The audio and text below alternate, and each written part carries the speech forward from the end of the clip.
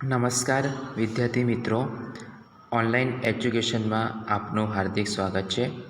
આપણે સૌ શીખી રહ્યા છીએ ધોરણ 8, જેમાં પ્રકરણ નંબર 9 પ્રાણીઓમાં પ્રજનન.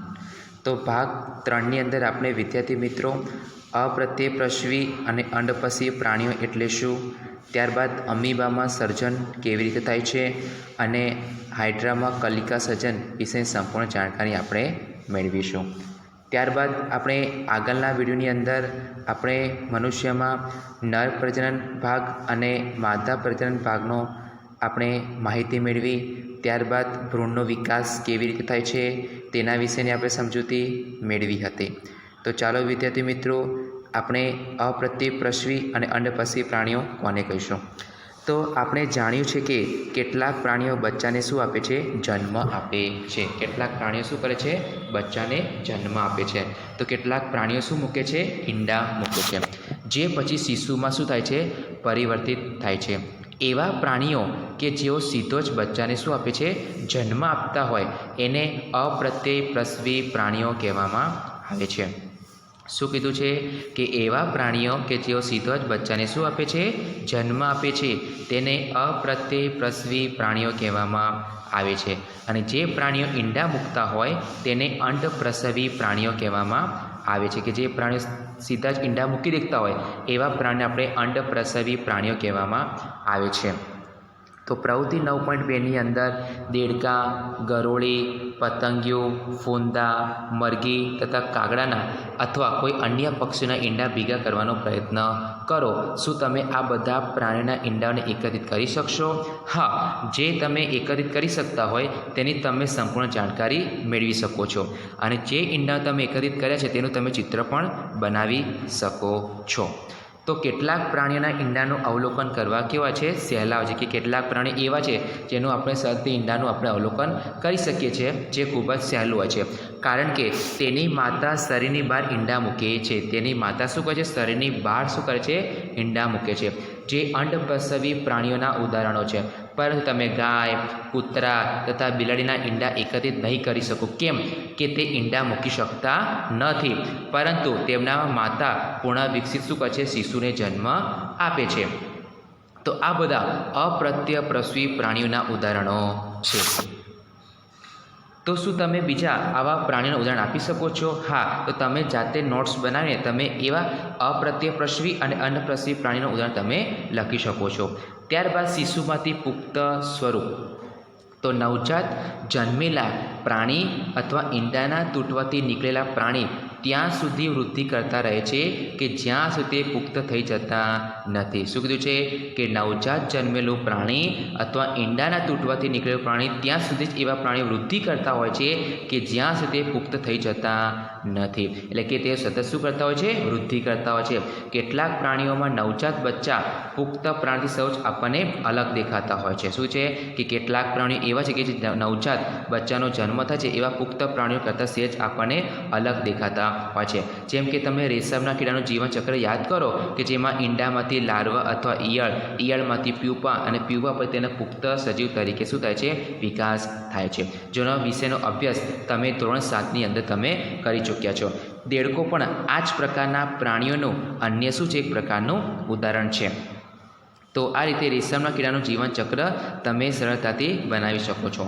તો દેડકામાં ઈંડાથી શરૂઆત કરીને પુખ્તતા સુધીના તમામ અવસ્થાનું તમે નિરૂપણ કરો.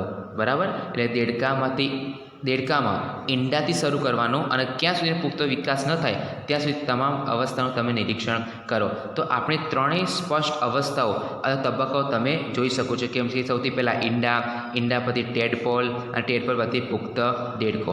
શું ટેડપોલ પુખ્ત દેડકાથી ભિન્ન હોય છે? હા. શું તમે વિચારી શકો છો કે કોઈ દિવસ આ ટેડપોલ એક પુખ્ત દેડકો પણ બની જશે? હા. તો તે જ રીતે રેશમના કીડાની ઈયળ અથવા પ્યુપા પણ પુખ્ત રેશમના કીડાથી ખૂબ જ આપણને અલગ દેખાતી હોય છે.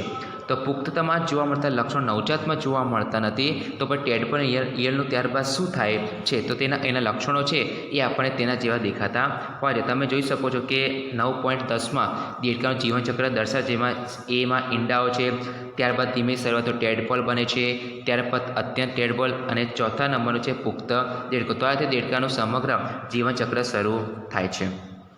તમે એક સુંદર ફૂંદાને અંડઘરમાંથી બહાર નીકળતા જોયા છે કે ફૂંદા એટલે કે મૂત એક સુંદર ફૂંદા અને અંડઘરમાંથી બહાર નીકળતા તમે જોયા હશો.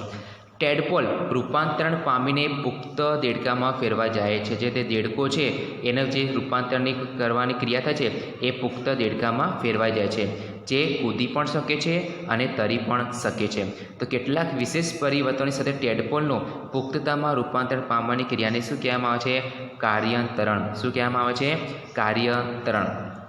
તો આ રીતે કેટલાક વિશેષ પરિવર્તનોની સાથે ટેડપોલનું પુખ્તતામાં રૂપાંતર પામવાની ક્રિયાને કાર્યાંતરણ કહેવામાં આવે છે. જેમ જેમ આપણે મોટા થઈએ છીએ તેમ તેમ આપણા શરીરમાં કેવા પરિવર્તનો થાય છે એ પણ આપણે વિચારી શકીએ છીએ.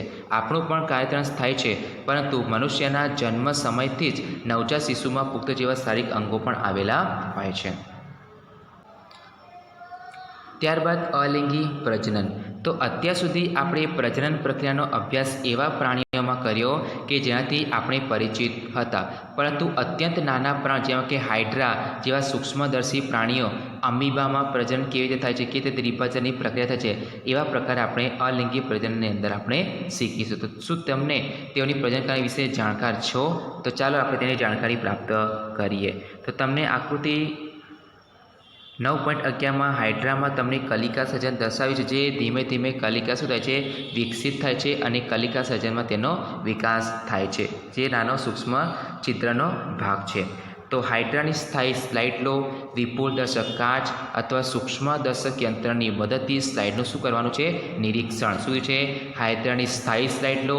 વિપુલ દર્શક કાચ અથવા સૂક્ષ્મ દર્શક યંત્રની મદદથી સ્લાઇડનું શું કરો તમે? નિરીક્ષણ. પિતૃ શરીર ઉપર શું કોઈ ઉપસેરી ચર્ચા જોવા મળશે? હા, તો તમે આકૃતિમાં જોઈ શકો છો કે ઉપસેરી ચર્ચા તમને જોવા મળશે. આ ઉપસેરી ચર્ચાની સંખ્યા તમે ગણતરી કરો અને તેનું કદ પણ નોંધો. તો હાઇડ્રાનું ચિત્ર એવું જ બનાવો જેવું તમને સ્લાઇડમાં દેખાય છે. તો આ ચિત્રની સરખામણીમાં આકૃતિમાં દર્શાવેલા હાઇડ્રાના ચિત્ર સાથે તમે સરખામણી કરો. પ્રત્યેક હાઇડ્રામાં એક કે તેથી વધુ ઉપસેલા ભાગો તમને જોવા મળે છે. આ ઉપસેલી રચના વિકાસ પામતો એક નવો સજીવ જેને કલિકા કહેવામાં આવે છે. શું છે કે હાઇડ્રામાં એક કે તેથી વધુ ઉપસેલા ભાગ તે તમને જોવા મળે છે. આ ઉપસેલી રચના જે શું કહે છે? વિકાસ પામતો એક નવો સજીવ જેને આપણે કલિકા તરીકે ઓળખીશું. ઈસ્ટમાં પણ આપણને કલિકા જોવા મળે છે. તો હાઇડ્રામાં પણ એકલ પિતૃમાંથી ઉપસેલા ભાગોમાંથી એક નવો સજીવ વિકાસ પામે છે, કે જે હાઇડ્રા જેનું કલિકા સર્જન છે એ પિતૃમાંથી એટલે કે જે પેઢી દર પેઢી તમને વારસાગત મળે એવા ઉપસેલા ભાગોમાંથી એક નવો સજીવ વિકાસ પામે છે. આવા પ્રજનનમાં એક જ પિતૃમાંથી એક નવો સજીવ ઉત્પન્ન થાય છે, તે તેને અલિંગી પ્રજનન કહેવામાં આવે છે. તો વિદ્યાર્થી મેં તમને પૂછી શકે છે અલિંગી પ્રજનન એટલે શું? તો આવા પ્રજનનમાં એક જ પિતૃમાંથી નવો સજીવ ઉત્પન્ન થાય છે, તે તેને અલિંગી પ્રજનન કહેવામાં આવે છે. હાઇડ્રામાં પણ કલિકામાંથી નવો સજીવ ઉદ્ભવ તેને આવા પ્રજનનને કલિકા સર્જન કહેવામાં આવે છે. કે હાઇડ્રામાં પણ જે કલિકા સર્જન થાય છે એ જ રીતે નવો સજીવ તેમાંથી ઉદ્ભવે છે. તો આવા પ્રજનન આપણે કલિકા સર્જન તરીકે ઓળખીશું. તો આ રીતે અલિંગી પ્રજનનની બીજી અન્ય પદ્ધતિ અમીબા. તો અમીબા પણ આ રીતે તમારે પ્રજનન થતું જોવા મળે છે. ત્યારબાદ એ સૌથી અમીબા એક અનિયમિત આકારનો પ્રજીવ છે. ત્યારબાદ તેના ખોટા પગો દ્વારા શું કરે છે? હલનચલન કરે છે. ત્યારબાદ તેના બે નાના બાળકોષો હોય છે અને તેમાંથી દ્વિભાજનની પ્રક્રિયા થાય છે. તમને આકૃતિમાં ડીમાં બે નાના બાળકોષો તમને બતાવેલા છે. તો તમે અમીબાની રચના વિશે અભ્યાસ કરી ચૂક્યા છો. તમને યાદ હશે કે અમીબા પણ કેવું સજીવ છે? એક કોષીય સજીવ છે. યાદ રાખજો કે અમીબા કેવું સજીવ છે? એક કોષી સજીવ છે. તમે આકૃતિ 9.12 એમાં તમે જોઈ શકો છો. જે અમીબા અનિયમિત આકારનો સજીવ છે. તેના કોષ કેન્દ્રના બે ભાગોમાં વિભાજનની પ્રજનન ક્રિયાની શરૂઆત થાય છે. શું છે કે કોષ કેન્દ્રના બે ભાગોમાં વિભાજનથી પ્રજનન ક્રિયાની શું થાય છે? શરૂઆત થાય છે. તો તમે જોઈ શકો છો તમને બે વિભાજન પામેલ કોષ કેન્દ્ર તમને દર્શાવેલું છે. ત્યારબાદ કોષ પણ બે ભાગોમાં વિભાજિત થઈ જાય છે. પ્રત્યેક ભાગમાં કોષ કેન્દ્ર હોય છે. દેખાય તમને કે સી આકૃતિમાં પ્રત્યેક ભાગમાં તમને બે નાના બાળકોષો દેખાતા હશે. પરિણામ સ્વરૂપ એક પિતૃમાંથી કેટલા અમીબા બને છે? બે. એક પિતૃમાંથી કેટલા અમીબા બને છે? બે. તમે આકૃતિ ડીમાં જોઈ શકો છો. તો આવા પ્રકારના અલિંગી પ્રજનન જેમાં સજીવ વિભાજિત થઈને બે સંતતિ ઉત્પન્ન કરે છે તેને દ્વિભાજન કહેવામાં આવે છે. શું છે કે બે પ્રકારના આવા અલિંગી પ્રજનન જેમાં સજીવ વિભાજિત થઈને બે સંતતિ ઉત્પન્ન કરે છે તેને દ્વિભાજન તરીકે ઓળખવામાં આવે છે. તો આ રીતે કલિકા સર્જન તેમજ ત્રિભાજન સિવાય કેવા અન્ય પ્રકારો છે જેને આપણે અલિંગી પ્રજનન પદ્ધતિમાં તેનું નિરૂપણ કરી શકીએ છીએ, તો જેની મદદથી એક જ પિતૃમાંથી સંતતિ પેદા થાય છે અને એના પછીનો આપણે આગળના ધોરણમાં તેનો આપણે અભ્યાસ કરીશું. તો આ રીતે વિદ્યાર્થી મિત્રો આપણે પ્રાણીઓ પ્રજનનની અંદર ભાગ 3ની અંદર આપણે અમીબામાં પ્રજનન કેવી રીતે થાય છે, હાઇડ્રામાં કલિકા સર્જન કેવી રીતે થયું છે, ત્યારબાદ અપ્રત્યેપ્રસવી અને અંડપ્રસવી પ્રાણી કોને કહેવાય અને દેડકાનું જીવનચક્રનો આપણે સંપૂર્ણ માહિતી આપણે આ વિડીયોની અંદર મેળવી. તો વિદ્યાર્થી મિત્રો આ પાઠ ખૂબ જ અઘરો છે, તમે એને સમજીને ત્યારબાદ લખીને તેની પ્રેક્ટિસ કરી શકો છો.